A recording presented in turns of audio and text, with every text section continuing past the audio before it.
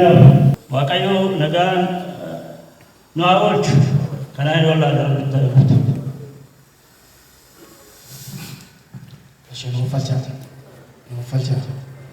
falchaa. Nagaan nu oolchu nagaan nu haa oolchu. Abisaa nu haa oolchu.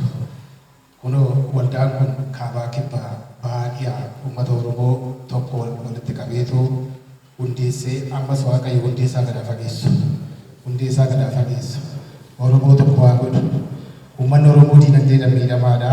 Ammas diinagdee isaa haa guddisu. Waldaan kun imaanaadhaan uummata kanaa tajaajilu. Ammas imaanaa itti kennaa imaanaa keenya nurraa fudhatan.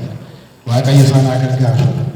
Ammas dagaaglee guddannee diinagdeedhaan of dandeenyee uummata tokko nu haa godhu. Biyya keenya biyya nagaa nu haa godhu. Oromoo tokko haa godhu. Afaan walaa beeksisu. Ana wallaalee Waaqayyo taa'uuti. Nuuf falchaa. Waaqayyo nagaan nu oolchu nagaan nu haa oolchu. Hamaan gargar nu haa baasu. Tolaan itti haa qabu. Guddaa qabdu nu haa oolchu. Xiqqaa keenya nu haa guddisu. Biyya keenya biyya nagaa nu haa godhu. Kanaan ani wallaalee Waaqayyo taa'uuti.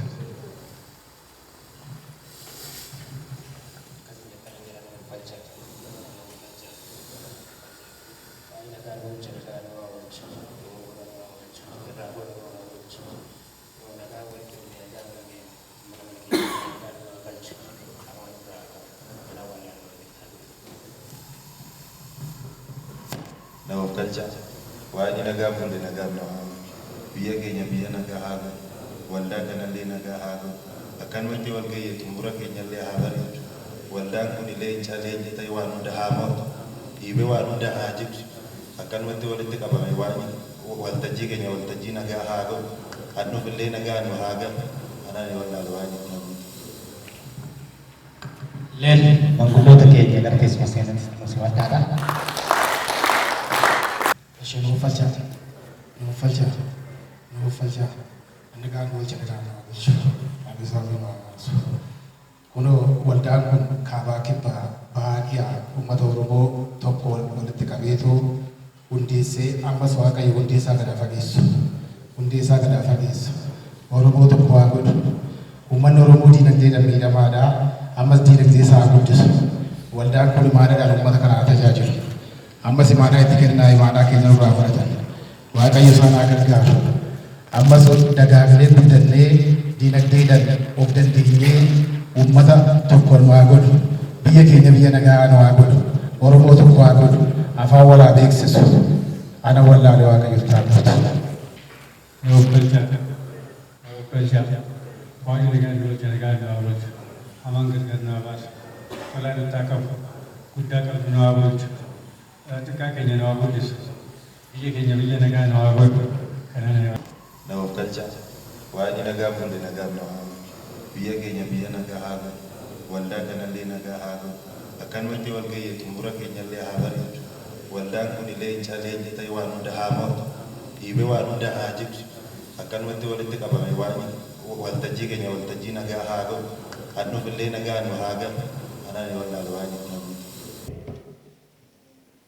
Sinan jaaladha. Akkam bultan.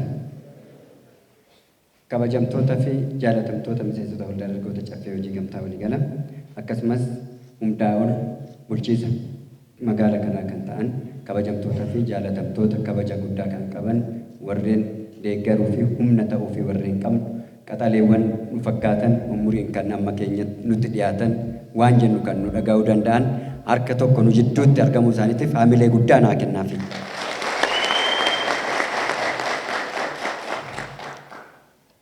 Beekamtii walii laachaa haasaa keenya gaggeechaa irratti mari'achaa rakkoo waloo furmaachaa yoo deemne qofa furmaata biyya kanaaf ta'uu dandeenya waan ta'eef duraan dursee isaanii beekamtii kanan laadhee fi ittaansee ofuma keessaniif beekamtii nuuf kennaa ofuma keessaniif.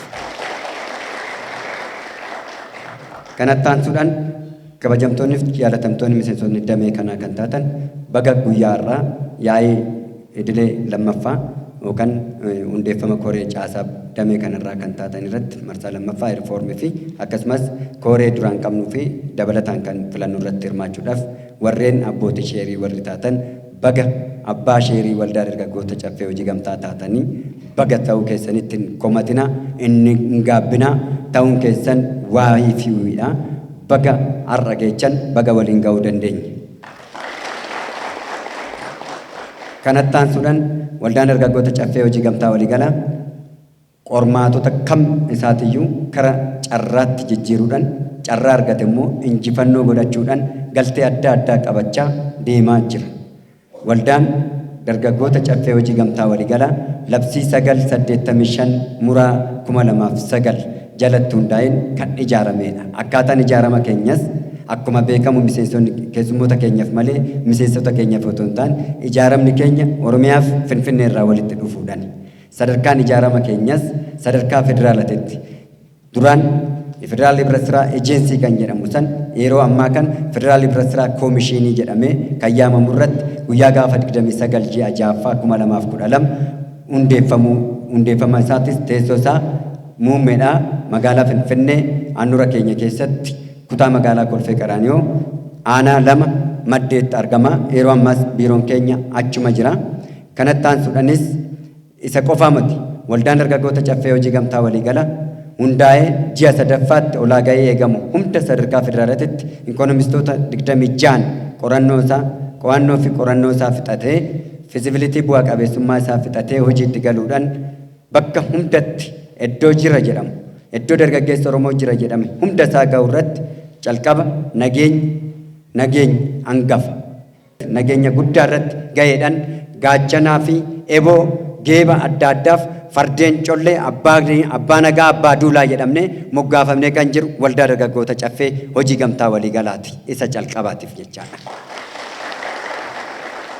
Kana qofaas miti waldaan dargaggoota caffee qofa duuteen waldaalee 98 fi 400 keessaa bara waggaa tokkoffaa keenyatti sadaffaa bahuudhaan sadarkaa biyyaatti ambaasaaddara baankii gamtaa Oromiyaa taanee turre badhaafama adda addaatis ardatti kompiitaraa fi waan adda addaa argannee turreeyyu barreen gaddaa.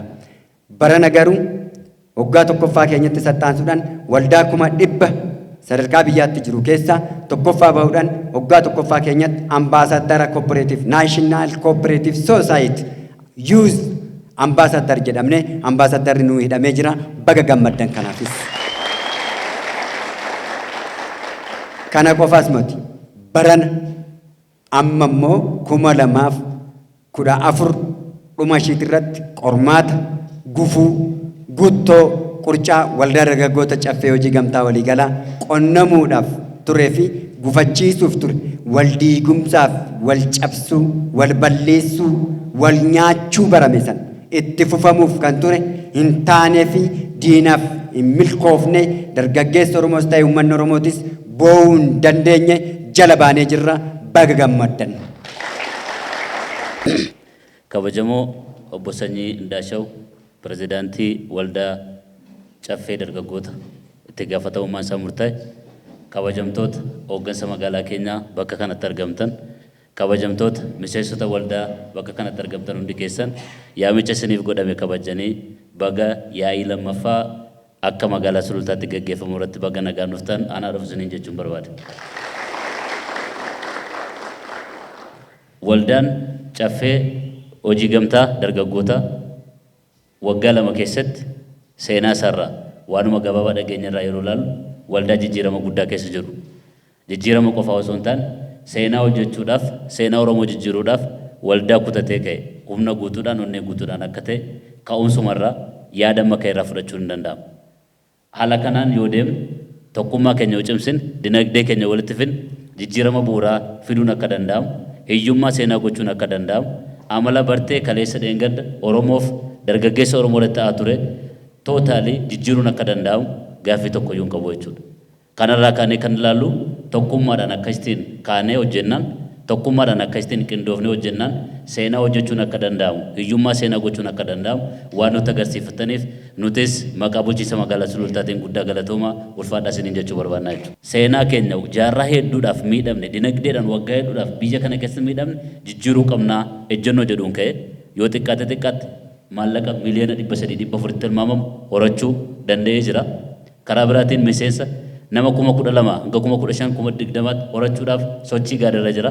Waldaa kana immoo adda kan godhu keessumaayyuu waldaa gandaan yookiin magaalaa tokkoon yookiin godina tokkoon ijaarame osoo hin taane waldaa guutummaa Oromiyaa keessa godinaalee 21 Oromiyaan qabdu keessa magaalota 19 gurguddaa Oromiyaan qabdu keessa waldaa miseensa walitti qabatee mataa Oromoo walitti hidhuudhaaf mataa dargaggoota Oromoo walitti hidhuudhaaf dinagdee Oromoo dinagdeedhaan jabeessuudhaaf dargaggoota Oromoo dinagdeedhaan jijjiiruudhaaf waldaa ka'eedha waan ta'eef ammas irra deebi'ee baga waldaa akkasii hundeessuudhaaf yaada qabaatanii baga seenaa Oromoo jijjiiruudhaaf kutannoodhaan kaatanii baga gammaddanii warri miseensa waldaa kanaa taatanis isin carraa qabeessa jechuudha. Miseensi waldaa miseensonni kan biraan dargaggoonni odeeffannoo kan hin qabne gara waldaa kanaatti dhufanii miseensa waldaa kanaa akka ta'aniif waamicha gochuu danda'u seera jiraata kan jedhu kaaseen isinis baga abbaa carraa taatanii baga miseensa waldaa kanaa taatan isiniin jechuun barbaada jechuudha.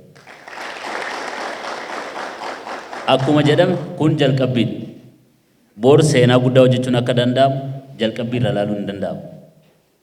Waggaa lamatti jijjiirama manaa fiduu erga dandeenye waggaa afuritti jijjiirama mamii fiduu dandeenya kan jedhu kun tilmaamuun nama rakkisu.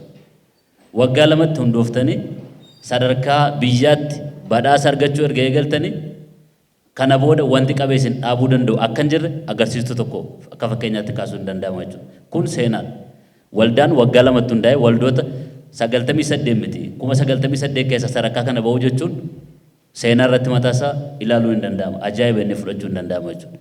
Akkuma nama kaase immoo kun jalqabbiidha malee kan xumuraa miti. Waggaa lamatti kana hojjechuu erga dandeenye waggaa afur waggaa shanitti amma hojjechuu akka dandeenyuu fi rakkoo dinagdee dargaggoonni keenya qaban hiikuudhaaf koomitimentii olaanaadhaan hojjechuun akka danda'amu jalqabbiin amma isin irra jirtan kun waan guddaa tokko inni fudhachuu hin danda'amu. Kanaaf akka keenyattis bulchiisa magaalaa kana keessattis dargaggoonni carraa kan argattanii miseensa waldaa kanaa taatan carraa qabeessa akka taatan isiniif kaasaa. Yeroo waan akkasii hojjennu garuu akkuma pirezidaantii waldaa kanaa kaasan qormaan ni baajata, chaalenjiin ni baajata, rakkinni ni baajata, waan baay'eedha wanta nama quunnamuu danda'u jechuudha.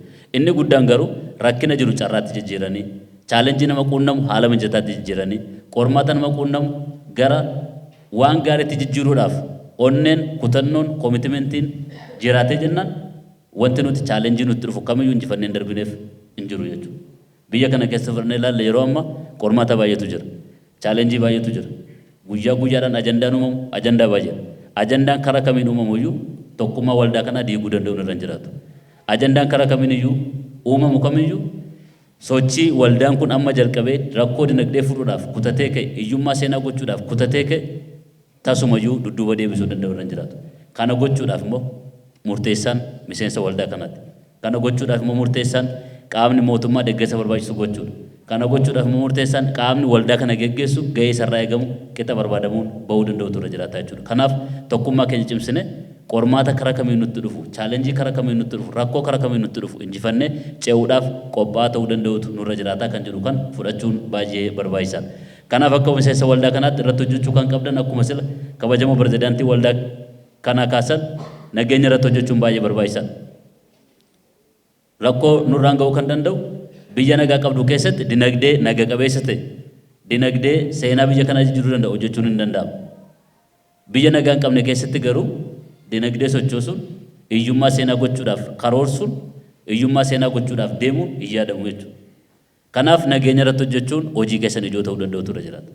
Isin warra nageenya buusan ta'uu qabdu malee warra nageenyaaf yaaddoo ta'an ta'uu hin qabdan. Tokkummaan keessan qindoominni keessan nageenya lallabaa kan deemu, nageenya faarsaa kan deemu, nageenyaaf hojjechaa kan deemu ta'uu danda'utu irra jiraata jechuudha. Kanaaf dargaggoonni carraa taatanii miseensa waldaa kanaa taatan dargaggoota ala jiran kan biraatiif fakkeenya warra taatanii malee dargaggoota warra kan biraarraa kan baratan ta'uu danda'u irra jiraatu jechuudha. Kanaaf nageenyi bu'uura waan hundaati. Nageenyi yoo jiraate misoomni jiraata. Nageenyi yoo jiraate dinagdeen jiraata. Nageenyi yoo jiraate wanti hundumtuu jiraata. Amantaa jedhu kana qabanne nageenyaaf piraayoritii guddaa laanne xiyyeeffannoo guddaa laanne nageenya irratti hojjechuun baay'ee barbaachisaadha kan jedhu isiniif dhaabuun barbaada jechuudha. Lammaffaa irratti tokkummaadha. Tokkummaan jiraannaan wanti raajiin wanti ajaa'ibaa hojjechuu akka dandeenyu shakkiin hin jiru. Seenaa makkeenya waggaa muraasarraa ilaaluun hin danda'ama. Sirnoota darban keessatti yeroo wayyaaneen biyya kana keessatti yakka adda addaa hojjechaa ture tokkummaadhaan Oromoof daangaadha hanga daangaatti waan ka'eef Oromoon Harargee jiru waan ka'eef Oromoon Wallagga jiru waan ka'eef Oromoon Jimma jiru waan ka'eef Oromoon Arsii jiru waan ka'eef tokkummaadhaan sirna nama nyaataa ofirraa fonqolchuu dandeenya jira. Tokkummaadhaan hojjennee jennaan hiyyummaa nu qorqee nu nyaatee rakkina keessa nu saaxilee kana seenaa gochuu wanti nuti dadhabnuuf tokko iyyuu hin jiru jechuudha. Kana gochuu kan dandeenyu garuu tokkummaadhaan. Kana gochuu kan dandeenyu garuu xiiqiidhaan. Kana gochuu kan dandeenyu garuu wal hubachuudhaan, wal dhaga'uudhaan, foloo wal gochuudhaan, wal hordofuudhaan iyyummaa seenaa gochuu kan dandeenyu. Kanaaf tokkummaa keenya cimsine iyyummaa seenaa gochuudhaaf hojjechuu danda'u nurra jiraata. Carraamma ijaaramne kanaan mataa Oromoo kana walitti qabuu danda'u nurra jiraata. Waldaan kun siyaasa kamirraa jubileessa ta'e dinagdee qofa irratti hojjechuu danda'u turre jiraata kan jedhu kun ejjennoo keessan ta'e qabatamuu danda'u turre jiraata jechuudha. Kun kan siyaasa alatti bare fidee waldaa kana keessa kan galchu yoo ta'e waldii guudhaaf rakkoo ta'uu danda'a. Wantoota alatti barreessan alumatti dhiifame miseensa waldaa kanaa gaafatan dinagdee irratti hojjenne biyya kana jijjiiruu nurra jira. Seenaa gochuu danda'u nurra jira. Seenaa dargaggoota Oromoo kanaa jijjiiruu danda'u nurra jira. Nuti warra dhaloota itti aananii fakkeenya ta'an ta'uu danda'utu nurra jiraata jenne koomitimentii olaanaadhaan kutannoo olaanaadhaan hojjechuu akka qabdan waamicha koo isiniif dabarsa.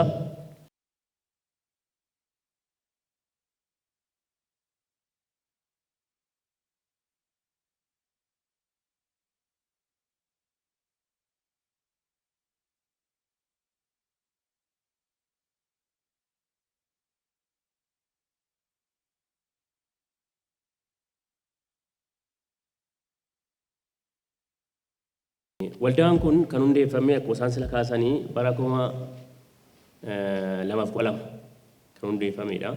Namoota 150 hundeeffame nuti gosa illee hin jirru. Waldaa cal jedheetuma lafumaa ka'ee shaashaadhaan hundeeffame miti. Lafumaa ka'ee kan nama barbaade akkasan godha trying the error jedhee kan hundeeffame miti.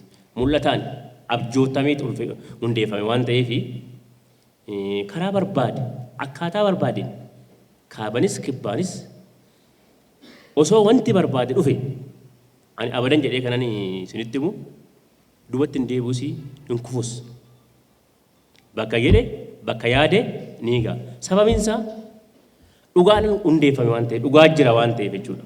Waldaan dargaggoo caffee hojii gamtaa walii